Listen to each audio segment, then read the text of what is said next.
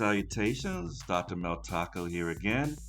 Before we really get into the video, I just want to play a quick thing for you because you need to watch this to understand what am I talking about as far as my apology, as far as me changing my mind. I have changed my mind about this scene right here. No, you didn't! Stop! Stop! It's coming! I got it!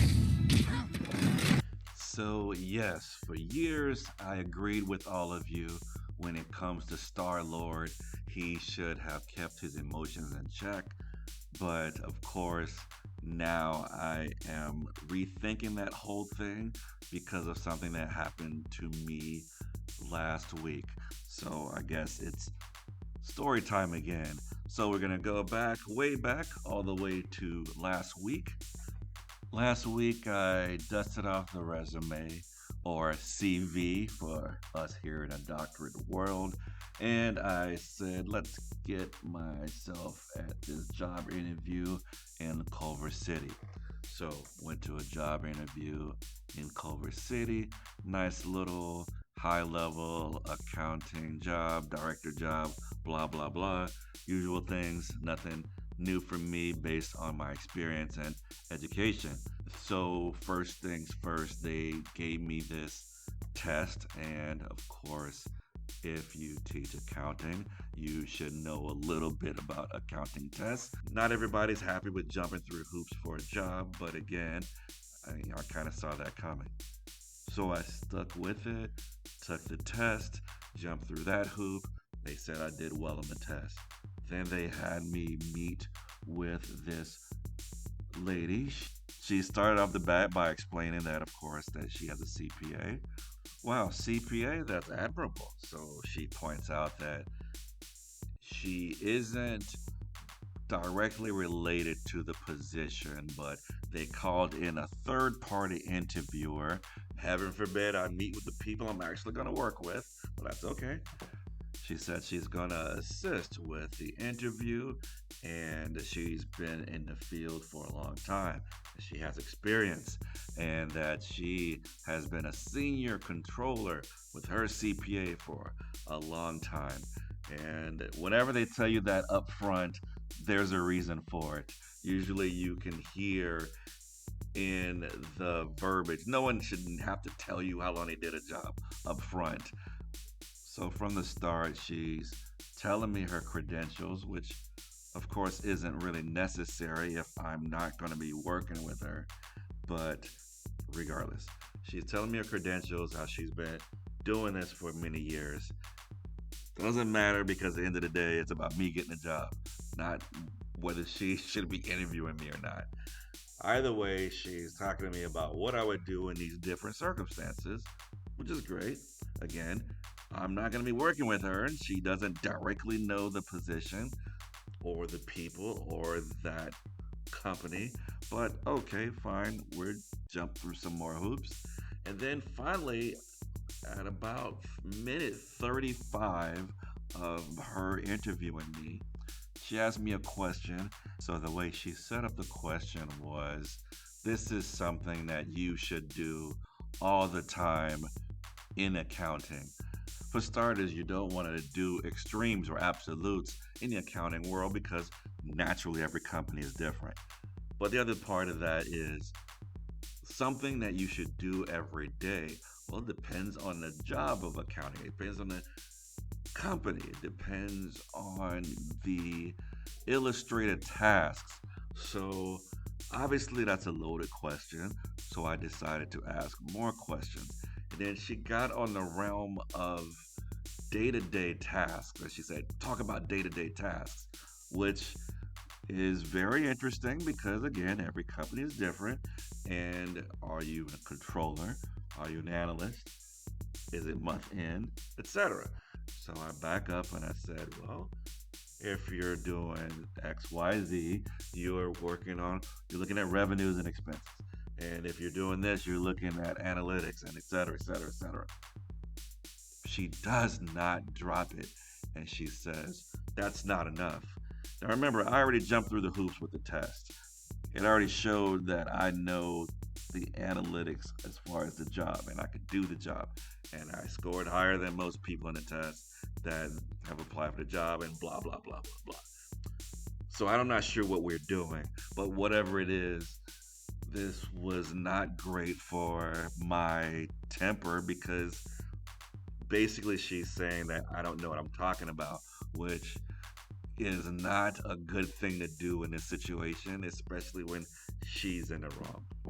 And I said, oh, okay, I think we're in a disconnect. So I'm going to explain to you the different financial statements, and you tell me what you think is missing.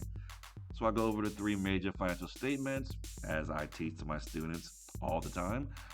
And then she got the cash flow statement. And then I said, okay, I see what she's doing. She's trying to show off that she uses a statement that not everybody uses. Fine. So we talk about cash flow statement.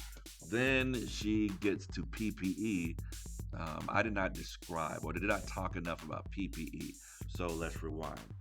She's talking about property, plants, and equipment. She said every company is looking at their PPE. So think about that. She said every company has PPE. Every company has property, plants, and equipment. So when I told the story to the students, I said, can anybody tell me what's wrong with this? And naturally, tons of students raised their hands. For starters, the PPE is tracked after a year. So at some point, some companies that have PPE are going to be lower than a year and they're not going to be looking at it every day. The $1 million question, would every company own a plant, property, or equipment? So non-profits own property, plants, and equipment. Every service-based company owns property, plants, and equipment. So there's this thing called Google, and if you type in, does every company own property, plants, and equipment?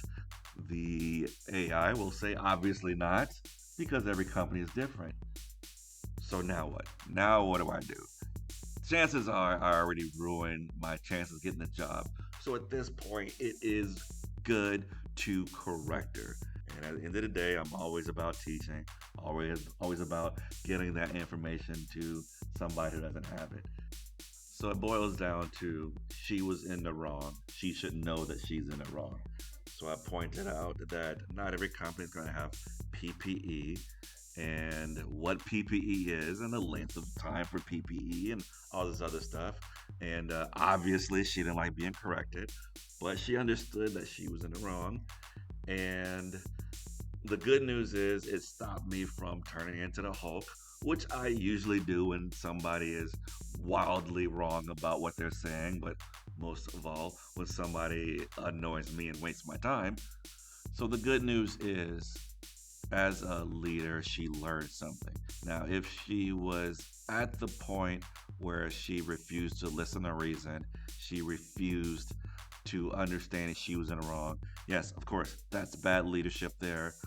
Leadership 101, a bad leader doesn't take notes, and a good leader understands that things change. They're always open to new ideas. They're always trying to learn new things, etc. So, as far as being a good leader, good leaders are going to focus on what's important. They're going to seek opportunities. They're going to inspire, while bad leaders chase every task, react to every crisis, and lack strategic thinking. We know she was able to admit her wrongs, so she is on a path to being a good leader. So at least there's that. And there wasn't a personal basis there. She was out to grow, or there was no real my way or the highway situation. So that was good.